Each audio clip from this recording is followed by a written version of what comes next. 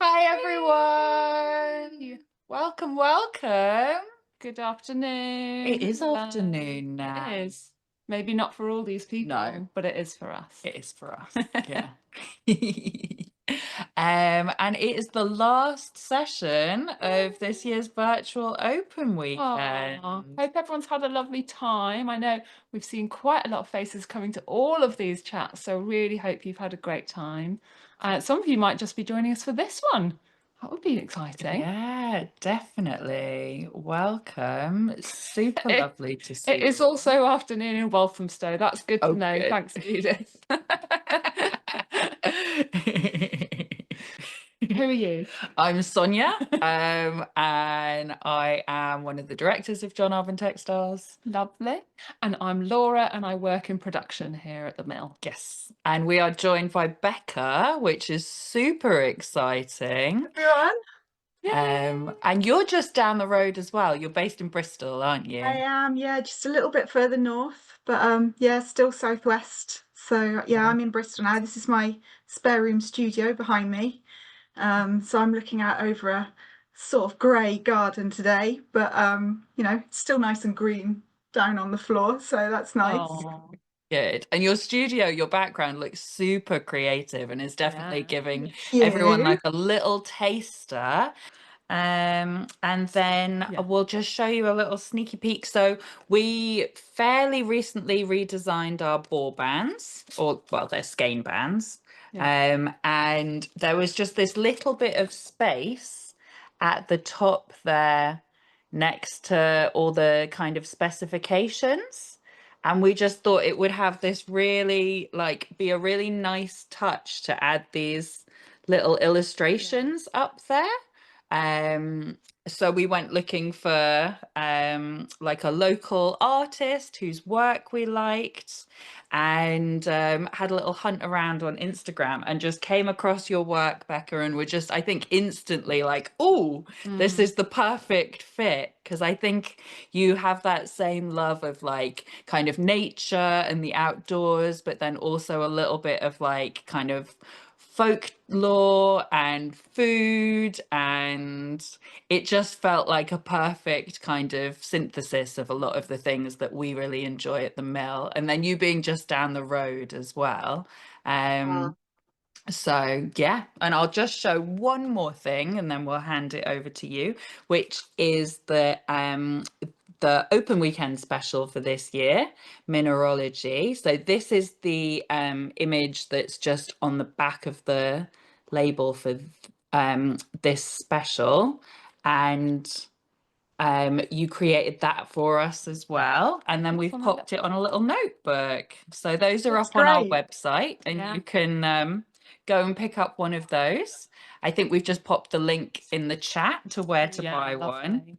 but they're super handy. They're Yeah. such a nice little And size it's as well. squared paper, not lined paper, so makes it useful for all your project planning and stuff. Yes, Anyway. exactly. But without further ado, you're going to kind of introduce us to Lino Cut, tell us a bit about yourself. And I know you also have tons of gorgeous prints for sale. I've got one up in my kitchen Ooh, now. I look at it every day. It nice. makes me very pleased. So What is it you've got? I can't remember. it's the tin of Oh tomatoes. yeah, So yeah. perfect kitchen. Yeah, our kitchen is like a kind of mustard color, and there's Nice. like green tiles, and then that same green is in the tomato print with some red. So I just saw it and was just like, yes, Yeah. needs to happen. So Sounds amazing. yeah. Oh, well, thank you so much for joining us. For And Yeah. having yeah, me. I'm really welcome. excited to be here for this. It's really cool. Yay. Perfect. Well, show us some of your work. Yeah, go for it. How did you get inspired? Yeah, let Um, me show you. So I've got a few bits here. Let me share my screen with you all. There we go. So hopefully you can all see this now. yes. Yeah, it's lovely. Um, so yeah, for those of you who maybe aren't hugely familiar with my work, obviously I'm Becca. I'm a printmaker and an illustrator, and I'm, as we say, I'm based here in Bristol. I'm originally from the Forest of Dean, which is a really sort of ancient woodland on the England-Wales border. So the natural world has always been like a super important part of my life. And that's the driving force behind most of my work. So yeah, I work in lino cuts, which is a relief printing method. And as you can see on the right there, that's me carving a design into a block of lino. Some of you might have done this at school, or you might have been to a workshop. I use the traditional artist's liner, which is the battleship grey stuff with Hessian on the back. And it's what I've always used. I have tried the more modern kind of speedy stamp and vinyl stuff. I find it a bit too stretchy, but also I love that the stuff I use is compostable. So all my little offcuts and shavings, they just go straight in my compost bin and then ultimately onto my garden. And Wow. with everything being about, celebrating the natural world and all the wonders of the animals and life that's in there, I really want to make sure that everything I do is as low impact as possible. So that really helps with that. I don't want to be kind of adding to anything that's harmful. So these blocks, they get carved, and anything that's left behind, that's what's printed. So the raised bits get printed. I ink them up with my relief printing ink, which is nice and sticky and tacky, and then I press paper onto that, and that creates the print. So it's a very slow, hands-on process. And as I mentioned, I'm heavily inspired by wild landscapes, and part of that has come from taking part in the Bumblebee Conservation Trust's Bee Walk scheme, which is a UK nationwide citizen science project where you set up your own little 1 to 2 mile transect and walk it every month during the bumblebee active season, which is generally March to October. And you identify all the bumblebees that you see during that walk. So that includes their species, the caste, so that's whether they're a queen, a worker, or a male. And all that information goes into the nationwide Bee Walk database, and the Bumblebee Conservation Trust use that to help them see population trends, where anything's doing really well, or if anything's doing really badly suddenly in a specific area, and maybe they need to focus their efforts there. So it's a really amazing thing. And during those walks, because I'm looking very closely at creatures and looking out for these small things, I'm able to see all these other things as well. So it just, I love the shapes and movement in complete landscapes. But then it's what's inside those landscapes that becomes really exciting to me, and all those little lives being lived in those tiny spaces. So I'm also an illustrator. Most of my illustration work is done through lino cut, but there's usually some sort of digital element coming in as well to just speed things along.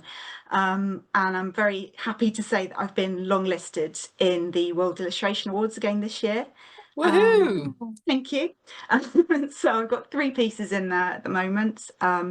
Ripples on the Lake is a novel. My Battle of Hastings by Zhao Luguo is a memoir of being an outsider in the UK. And then in the editorial category, I've got this piece that I did for the anniversary of the Pendle Witch Trials for BBC History magazine. And that's a client I've worked for quite a lot as well. That's another side of my kind of genre, I guess. I do a lot of stuff for history and folklore stuff as well, which I really enjoy. These are just some other bits that have been published in the last kind of 12 months. I'm currently working on the second novel in the series, the Savage Isle series, by Michael Arnold, which is really good fun because that's very Celtic. So it's about the Roman invasion of Celtic Britain. So I get to do lots of kind of cool Celtic inspired stuff for that.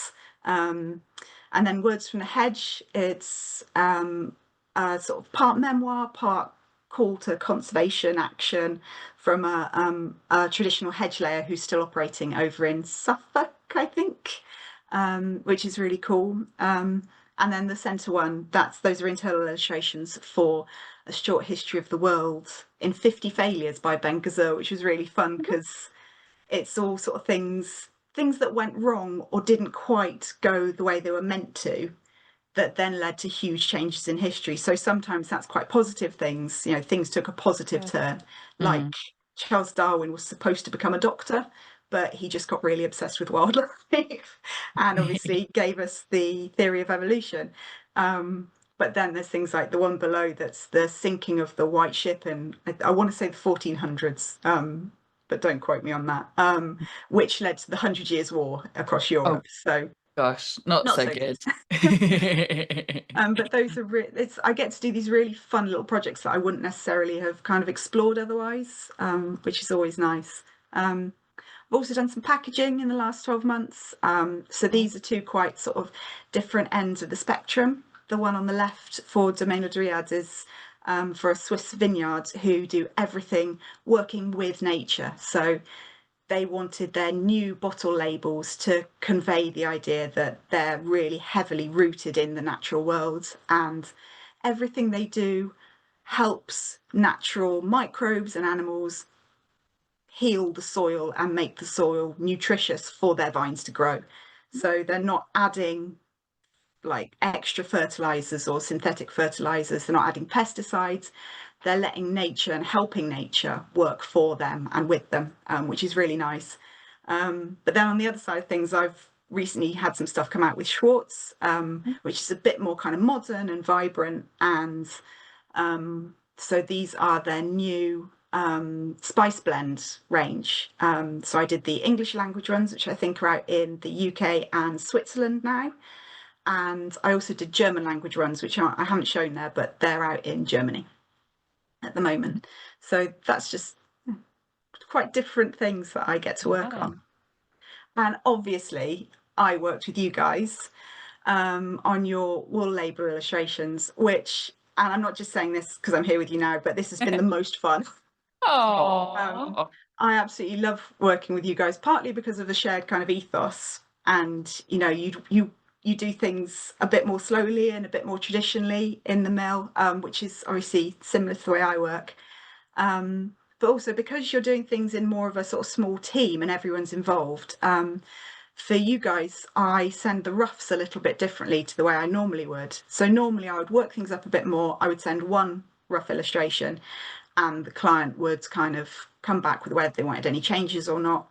But because there's so many things within your ranges, so all the different names of colours and all the different influences that are in there that you kind of want to celebrate, I do quite sort of, it's almost stream of consciousness kind of sketching based on those ideas and based on things you've already told me.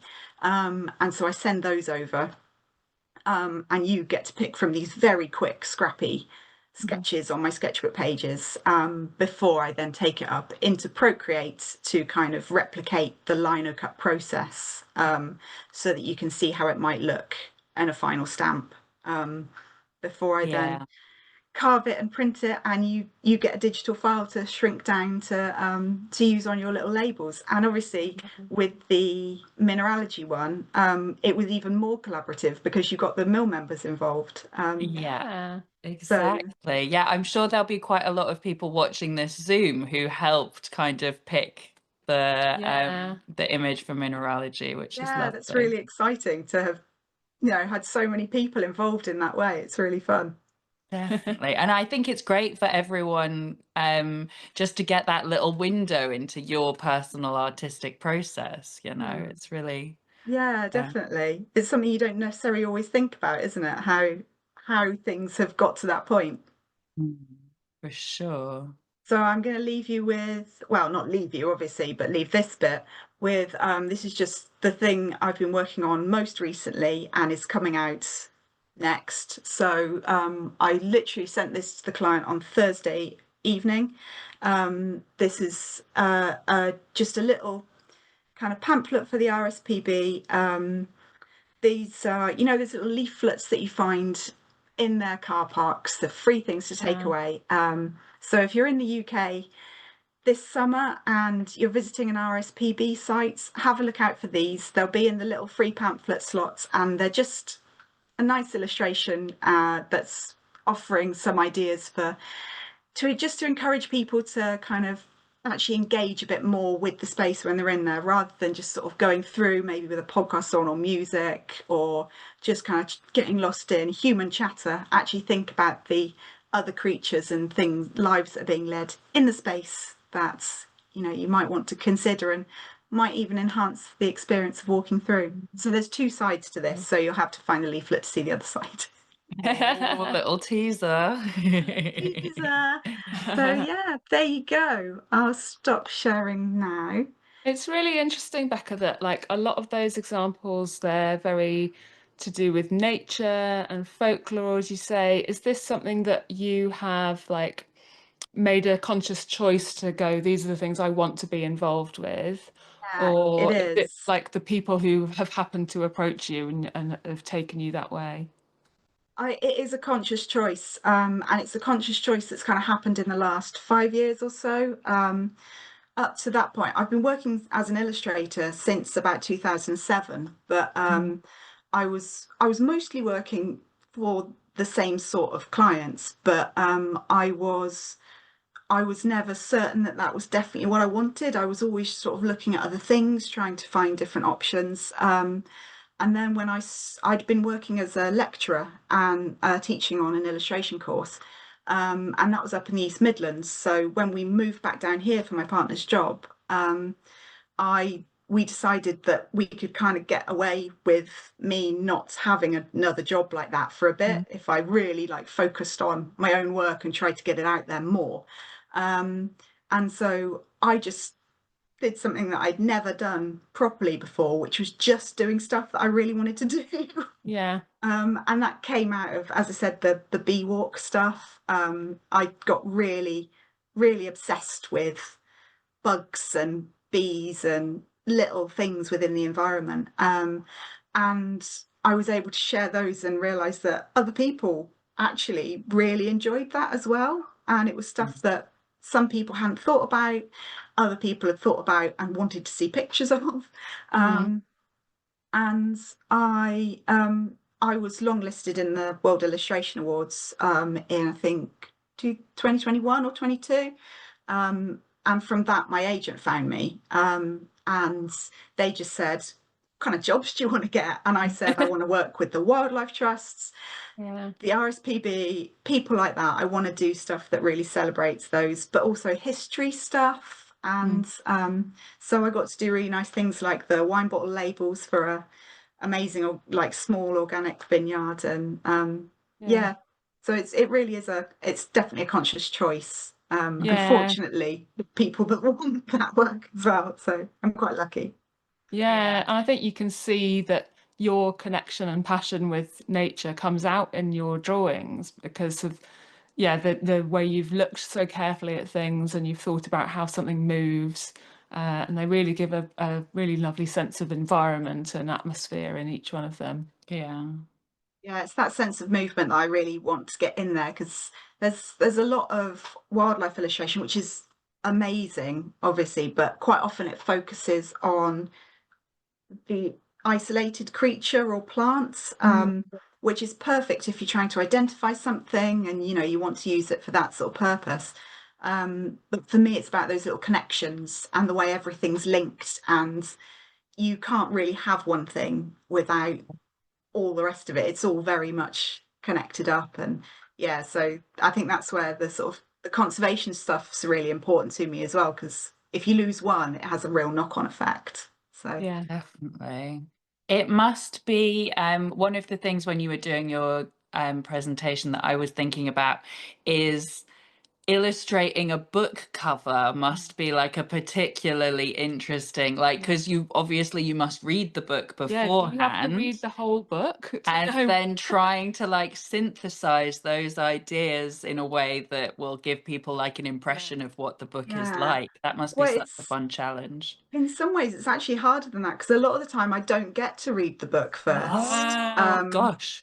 So those two that I showed, the Ripples on the Lake one, which is the one at the top, I got to read that because that's a very short book, and they had quite a long deadline for me for it.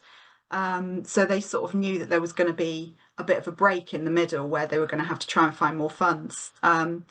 So I was able to read that. I just skimmed that one. Um, but the one below it, I still haven't read that book actually. It's on my list, it's on my pile, but I still haven't read it. And that's the way it tends to go. Quite often I don't read the book first. I'm just told by the client, this is what the book's about.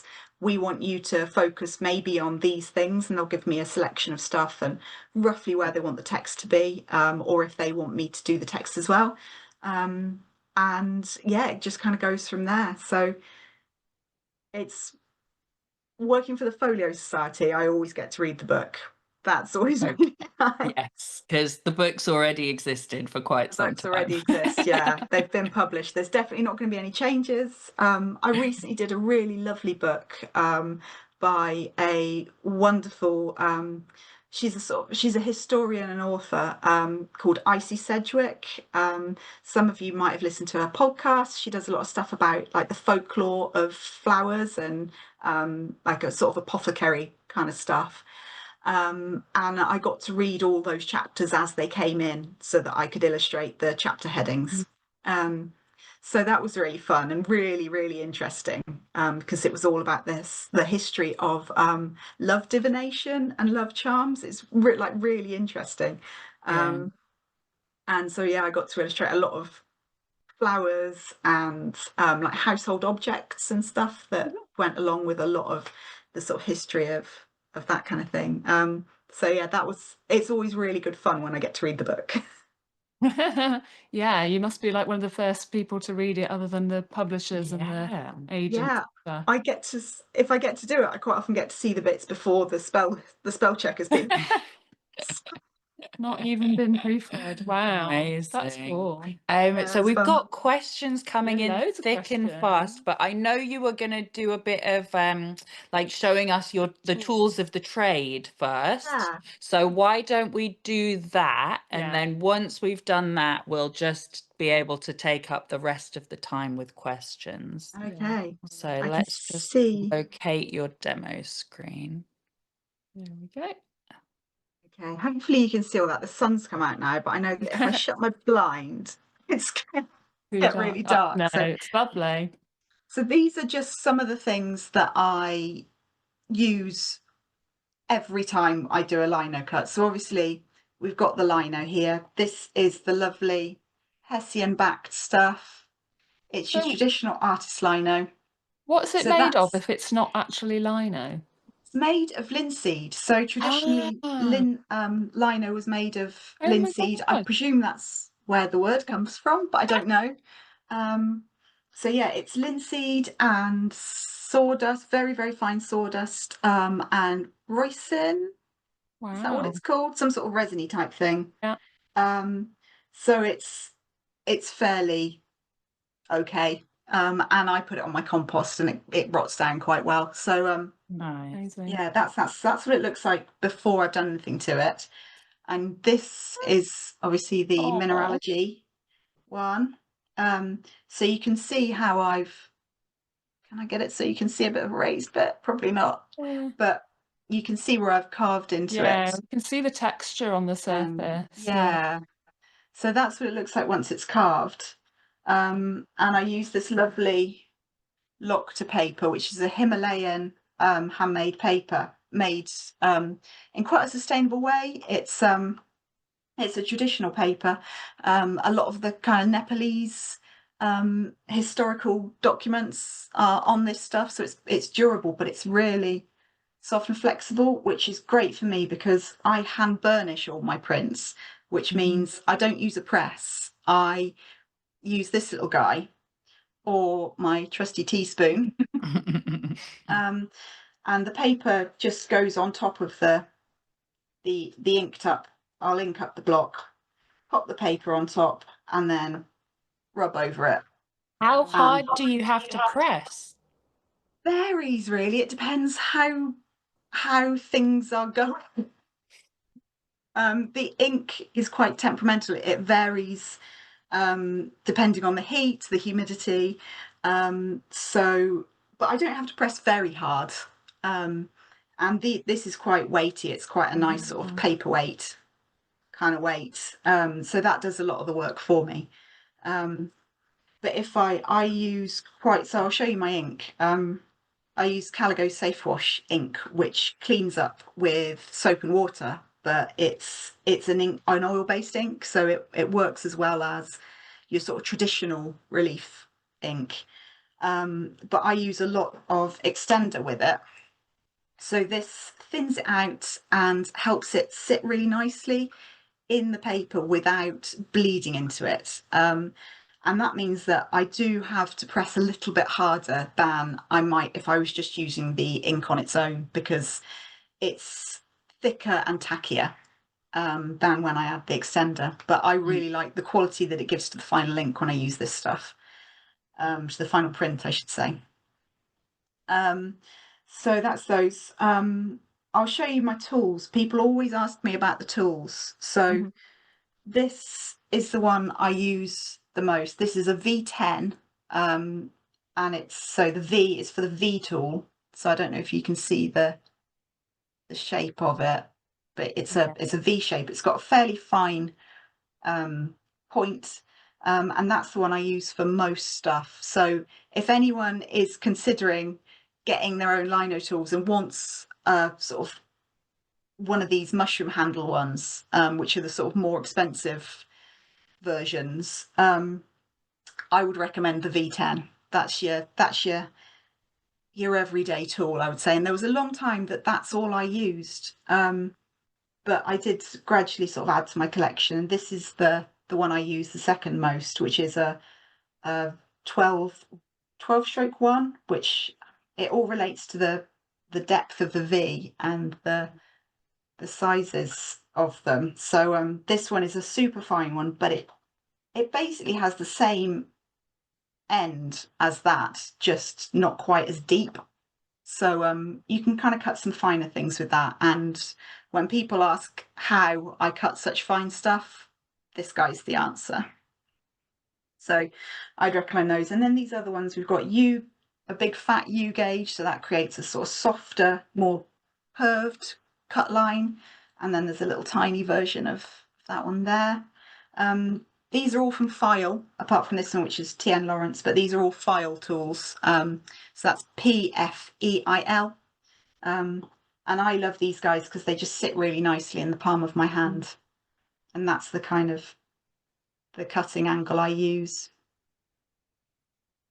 So yeah, there's the roundy ones, and then these guys are just different levels of things that cut out big fat areas of space. So all that white space on here, I make that nice and flat with these guys. So yeah, those are the tools I use, but I would say you could get away with just those guys if you just wanted to do something, if you just wanted to get one push tool. But you don't even need the push tools. There's some, you can get sort of £5 to £10 packs of multi-tools, and they do the job really well, actually. And you can just get one of these guys. This is a flex cut slip strop and polishing compound. So it's got this lovely leather backing that you rub this stuff on, and then you just rub the tool across those to strop it, and that keeps it nice and sharp while you're so you doing your stuff. you sharpen it on leather then? Yeah, so rather than sharpening, this is just stropping, so that's just keeping the edge sharp. Gradually they'll wear away, and it needs the compound as well. Most of the kind of polishing is done with the compound, and then these edges you just sort of rub the burrs off afterwards by going over these edges. I see. But this just keeps it polished while you're cutting. So every kind of maybe 5 minutes or so, I'll strop the blade to make sure it stays nice and sharp, because otherwise you can start to find that the edges of the cut surface start to become raggedy. They start to kind of crumble a little bit rather than have a nice smooth line. So doing that keeps them sharp. And then if I'm going to actually sharpen it, I use an Arkansas stone and polishing oil. So that's more like a whetstone for actual sharpening. But generally, I don't have to do that because of this guy. It's very handy. So what else have I got here? One other thing I definitely want to show you, because people always ask me how I register things on multi-block prints. So these magical little items, don't know if you can see them there. These are Turns Burton registration pins, and you use them with these little tabs. So the tab just clips on there, and then you tape this side to your paper. So once you've got one colour printed, you take the tab and the paper off the print. So then when you go to print your next layer, you just put the tab back in and it goes right back in the same place. But this just has to be taped down on like a registration jig or your table. So you just make sure the block always goes back in the same place and the paper always goes back on your special pins. They're magical. Yeah. So yeah. And what about your rollers? Why do you need a wide one and a thin one? Yeah, the rollers. I forgot about the rollers. So the width of them is just about the size of the print. So this is my one I use for everything.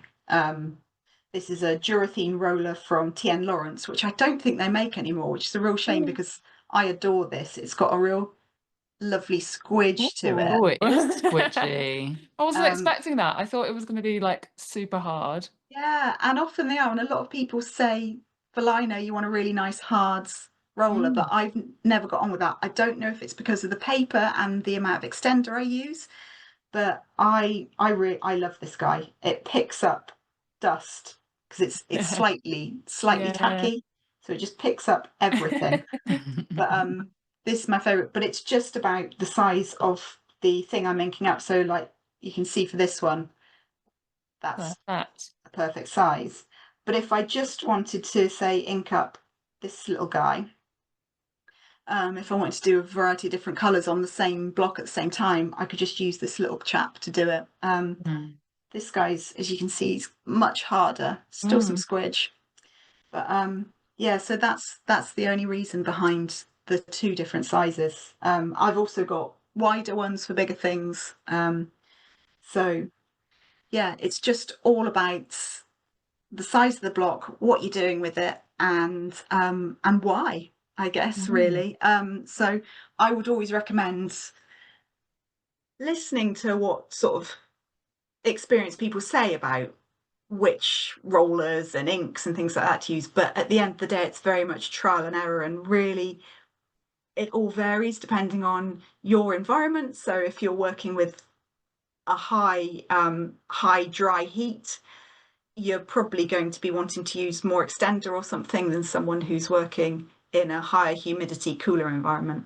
And yeah, so trial and error is the way to go with all of it. Amazing. Cool. Oh, thank you for showing us. I think it just gives people a bit more of a sense of what the tools look like, what the process is, doesn't it? It's always super interesting to see. Right, let's try and get through some of these questions. Yes. So we've got Zoe is saying she was looking at bumblebees in a flowering lavender bush this morning and admiring the colours. And she's wondering how you go about making your colour choices. Obviously you couldn't have as many colours because it's a print. So how do you kind of pick which ones? How does that work? I mean, it all depends really. So you can see the tea towels behind me. They're all full colour. So all the bees in there and all the butterflies, they're fairly accurate representations of the colour. It's simplified but fairly accurate. And those are digital prints. They were done as lino, but then the colours were added digitally to create the tea towels. If I'm doing a direct original print to sell as a print rather than say an illustration that's going to be used digitally, it's vibe based, I would so if it's if it's something that I want to feel very summery and bright, I'll maybe look to kind of soft, warm pastel colours that convey that sense of maybe calm and warmth. If it was something more wintry, I'd maybe look to darker colours, maybe cooler colours. And it all kind of stems from how many blocks I'm going to be using. So each block is a colour. So the more colours, the more blocks are going to be involved, unless I've got something like if I was going to do multicolours on a single block. But that's something I tend not to do really. So if I think I want this to be 3 colours, I don't want to do more than 3 colours. I'll use that as a starting point and then kind of come up with a colour combination that conveys the right sort of sense of feeling of what it is. So sometimes I want to make sure that like the animal is accurate in colour. Sometimes I want the plant to be accurate in colour. Other times I just want it to feel right rather than be representative. So yeah, it's a feeling. Color is very emotional though, isn't Yeah, it? So, you know, that makes a lot of sense. yeah, Um, definitely. so then Marjik is saying, your beautiful illustrations look very time consuming. How long does it take you, would you say, to kind of So make again, one? it depends. It really depends. So something like the mineralogy. So this, the one that I've just done for you guys, that was fairly quick. Wow. As you can see, there's quite a lot of white space, and what's within the black space is fairly simple.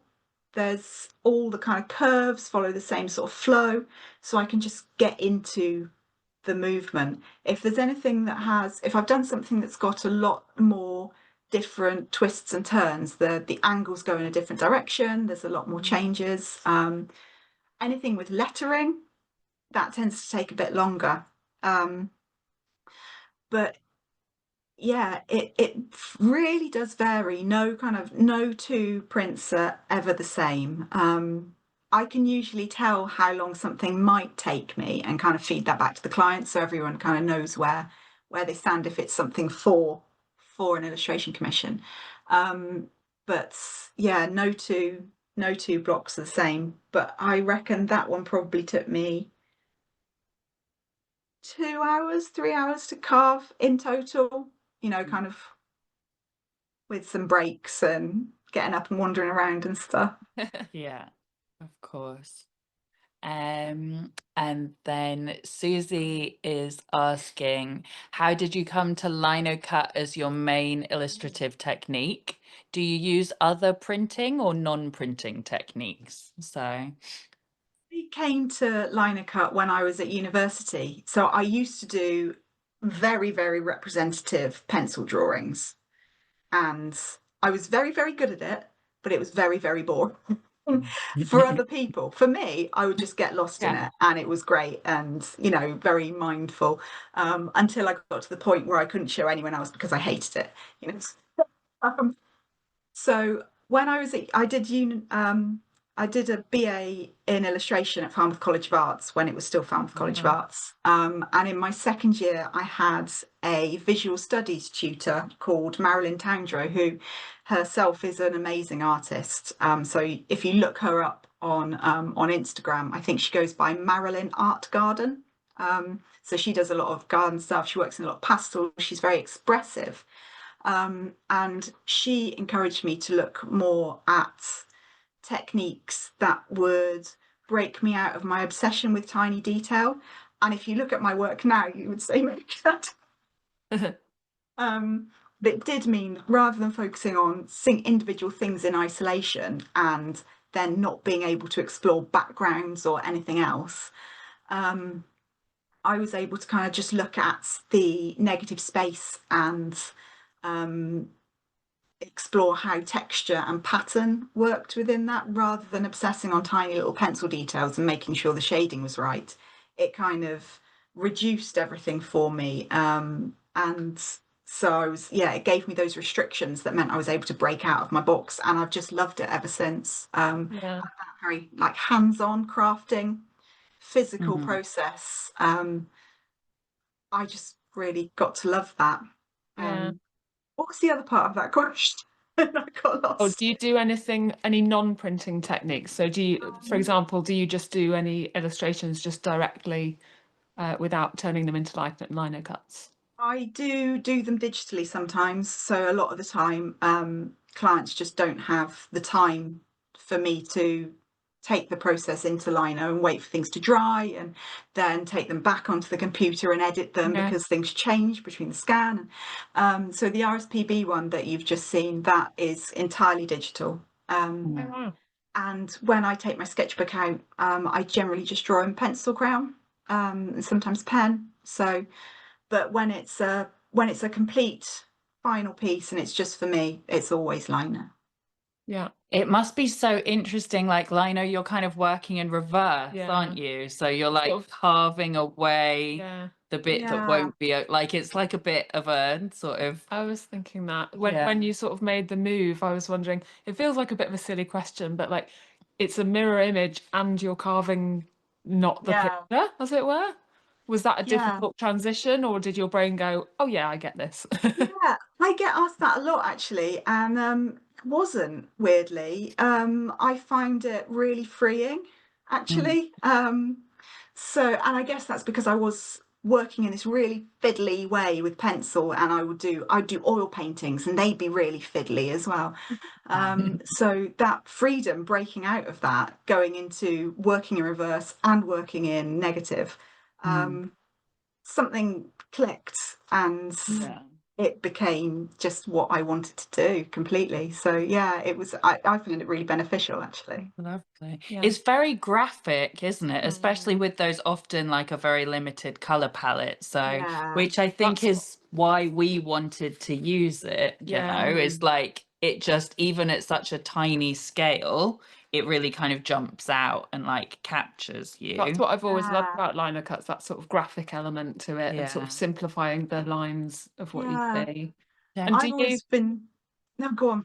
oh, go on. So I was just going to use sort of Lisa's question, sort of carry on. So our designs, we've sort of reduced them quite small, and you said you like being quite small. But do you sometimes, like we saw that picture of you carving that really big liner cut, do you have a preference, or is it nice to have that mixture of small and big? It's nice to have the mixture. I Yeah. really like being able to go between, and it also means that I can share work with a variety of different people as well. So if I go Yeah. to art fairs, markets, things like that, um, it's more accessible to people. So that huge piece, that's framed, that's going into hundreds of pounds. So it's not accessible to a wide variety of people, whereas Yeah. the smaller pieces I can sell for 30-35 pounds, and that's still an investment for some people, but it's more accessible, and it feels more like something people are able to do and still own a piece of the art and still be happy to have an Mm. original piece. Yeah. But also it does just keep things live for me as well. I can work on something obsessively for a week, or I can just bash a few bits out in a couple of days. Nice. Yeah. Mm. How would you say you make a new kind of print once a week then, or how frequently do you create new work, or is it just Mm, it depends? Depends. I mean, I would love to be able to do that, but I do, because my illustration work is my main source of income. I've got illustration work lined up right into September, and I've had stuff lined up in that way for the last couple of years. Wow. So I haven't actually made any work for myself in over a year. Oh. It's It's sort of it's a good thing and a bad thing, isn't it? Having a Yeah, lot of work. Yeah. yeah, and I mean, doing work for clients means I get to work with all these different people and different projects and explore things. I love the research side, Mm, so I get to research stuff that I either wouldn't have thought of or wouldn't have had the opportunity to research if I didn't have those jobs. So it really kind of that's amazing. But at the same, and it's nice to have other people kind of giving an opinion on your work as well, because Mm. otherwise I'm just here and relying on my partner. and his wins. So it's nice to have that input from other people as well. But at the same time, I have a lot of ideas just sitting Yeah. unresolved. So yeah, Yeah. One day. one Need day, to block out some time for yourself at some point. Yeah. definitely. So then we've got someone asking, once you've inked up the lino, how long do you have to transfer it to paper? Like how long until the ink becomes dry? More of a practical question. With the stuff I use, it stays open for quite a long time. But I wouldn't leave it inked up on a block for more than 20 minutes. It would definitely start, you could still wipe it off, but it wouldn't print as nicely after that time. It would start to just get a little bit, I want to say claggy. Yeah. Yeah. It would just start sticking a bit too much and it wouldn't necessarily come off in the nice, clean way it would when it was fresh. Yeah. But if it does allow you to kind of play around with stuff, if you want to do blends after you've put it onto, after you've inked up the block, if you want to blend another colour in, you've got plenty of time to do that. But it does depend on the atmosphere you're working in. So if you're, I have to put my blinds down sometimes in the summer because my printing desk just gets the full sun, depending on the time of day. I mean, actually, in the winter, it's worse because the sun's lower and it just comes straight in through my window and just hits the block. So on a sunny day in the winter, it can actually dry really quickly. Yeah. And there's certain colours sometimes and certain brands that I find will dry quicker than others. So I find Speedball, what are they called? Speedball Professional. Can't read it from over here, but they do a safe wash type ink as well, which is lovely. But personally, I prefer the Caligo, the Cranfield Caligo. But the Speeble ones can sometimes dry a bit quicker, and sometimes I get through like the big butterfly print I do because that takes about 15 minutes per block to ink up and print by hand. The ink itself, as it's sitting on uh, my inking up area, it can start to just go a bit tacky and claggy, and it won't print as nicely and cleanly. So I can do maybe 4 of those before I have to wash the block and wash everything off and start again. Yeah. Yeah. Oh. For anyone wanting to purchase a print as well, we've just popped your website back in there. So I would encourage Thank you. everyone to go and have a look because they are absolutely gorgeous. And Anne was asking, have any of your prints been made into jigsaw puzzles? Because they'd be great. They would be No, great. they haven't. But and I wonder, you might be asking that because you've already seen Angela Harding's ones. But if you're not asking because you've already seen those, I would recommend, if you want a lino cut jigsaw, check out Angela Harding. She's got a lot of them and they're very difficult. Oh God, I have tried to do some of those and then just been like, no. Yeah. I think it's because they're such beautiful pictures. Like doing a jigsaw puzzle of a beautiful picture, you get to enjoy it and you get to know it in a really nice way. Yeah, you really get to explore, especially with Angela's work, all those tiny little marks and things that you didn't notice looking at the just picture on its own. It's wonderful. Yeah. Definitely. Go on, did you spot another one? Well, no, that was what I was. Oh, sorry. Well, there's one right under it. It says, having illustrated for John Urban Textiles, do you happen to knit or spin in your spare time? If you have any spare time? I did get into crochet for a little bit a few years ago, but being sent all your amazing samples, because you guys very generously sent me some little skeins with the labels on them. They're so beautiful that I really want to knit something. And I've seen like what Sonia's been doing as well, with the new mineralogy range and stuff. And yeah, it's very tempting. You just can't do everything, can you? Because I feel the same way about like printing. I did do a lino printing course a couple of years back and loved it, and then have done nothing since the course. I know, same. You have a go at it and you think this is lovely, but I don't have space for all this stuff, and I'm not sure I'm actually creative enough to make beautiful prints like you do either. Like I did one of a snowman. That's what was my level. You love Christmas. Very good. But it's funny, people often ask me, like my brother once very, very kindly and very sweetly sent me, it was when those colouring books were very popular as a kind of mindfulness thing. Yeah. And he sent me one for my birthday, thinking like, oh, that, she's into drawing, she's into art, she'll love that. And I'm a bit like, I do this as my job. I kind of just want to go in the garden or read a book when I'm not doing the creative stuff. I don't want another creative. Yeah, no, that makes sense. Yeah, I feel the Get way. to draw something that you didn't draw. Yeah. Maybe good to like ease the wrist, as Yeah, well, isn't yeah, it? just Um, do you have any tips for anyone who is thinking of starting printmaking though? Like, how's a good way of getting into kind of lino cutting or printmaking in general? I would always suggest try and find a local course to actually go to. I know it's not always popular. It's always not always possible for everyone to actually go out and do something like that. But if you're able to, printmakers are generally really lovely people. Obviously, Ta-da! um, We can concur. they're all the kind of lino printers I know are just they're really generous with their time and their ideas and sharing their own techniques. And actually seeing the kind of physical process in person and being able to touch the things that someone's showing you, Yeah. um, it's so much easier and more inspiring to do it that way. But if either you can't do that or you'd rather not,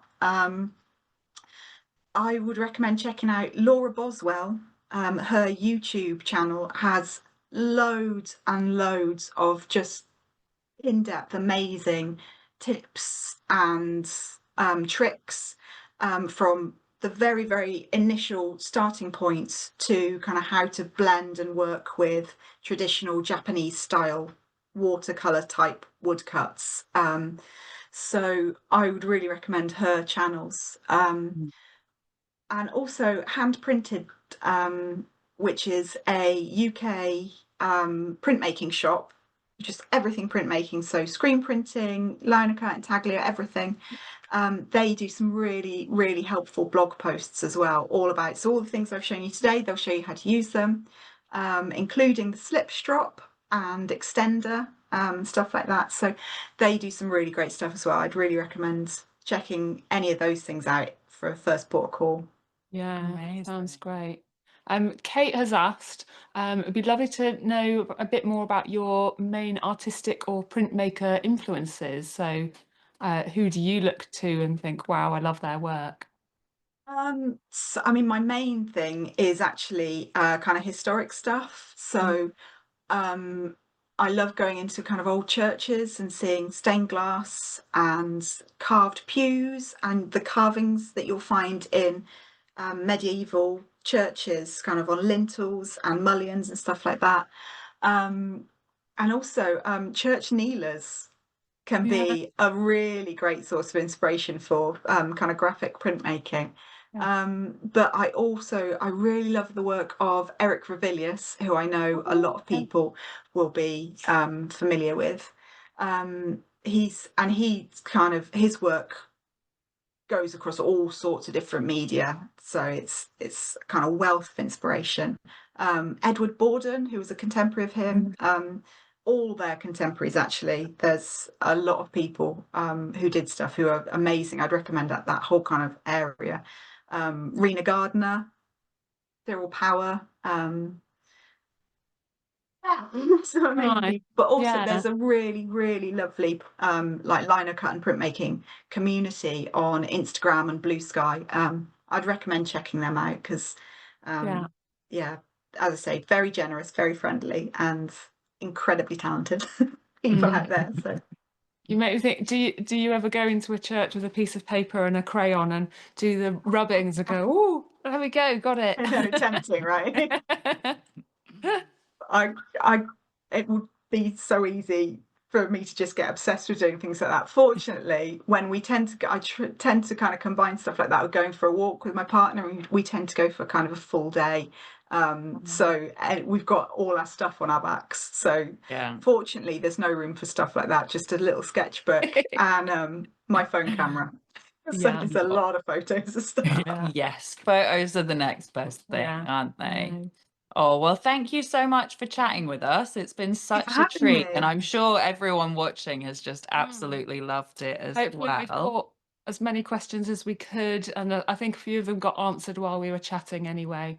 So Yeah. hopefully we've got everyone. I think it's been really interesting because we talked to a lot of wool people, so it's a really different change of pace to talk to an illustrator. Yeah, We're all like, definitely. wow, this is a whole other thing that we need to know about. A whole different world and a Yeah. whole different kind of online community Yeah. as well. It's been nice having a little peek into, like Amazing, Illustrator. but not surprising how many of the printmakers I follow online also knit. Yes. Big Yeah. crossover. We all like to keep our hands busy doing something, don't we? Definitely. Yeah, I knit, but I have to say I follow a lot of printmakers and then buy things and put them on my walls, but that's Yeah. the extent of it. But yeah, there's a lot of overlap, isn't Yeah. there, for sure. Definitely. Oh. Yeah, definitely. Oh, There's lots of people saying thank you. It was brilliant, really interesting Thank you. talk. So people have really enjoyed it. Of learning definitely. about what you do and I'm getting that so little bit of glad. background into that little bit on our ball bands. People know can put a face to that work now, which is really nice. Thank you, Becca. Definitely. Thank Thank you you so much, and thank you for all your questions and to everyone who's come to listen to my waffle. I think everyone's just intrigued to find out about it. Nothing better than hearing a creative person waffle, I think. Wonderful. Well, and that was it. That's the end for our virtual open weekend. So thank you so much for everyone who's joined, whether it's just one session or the whole weekend. Yeah. And thank you also for all your lovely orders. We really appreciate thank it. you. And we hope that when all those goodies arrive with you, you'll have fun doing nice things. Yeah, we'll with start packing up all that mineralogy tomorrow morning. Yeah, Retail team will be definitely. back and they'll be like, whoa, blimey, better get going. Some of them have just been on holiday for a week, so we've got to get them back on their jobs. Yeah. Exactly. Time for us to go on holiday instead. Oh, have a lovely, lovely rest of your weekend. Yeah. And Bex has just popped a link in the chat to all the specials. And then there's also a link in the chat there to Becca's website and lots of other bits and bobs. Yeah. So thank you so much again. Yeah, thank you, Becca. Yeah. I'll See take you you all on. later. Bye, Cheers, everyone. everyone. Thank you. Happy virtual.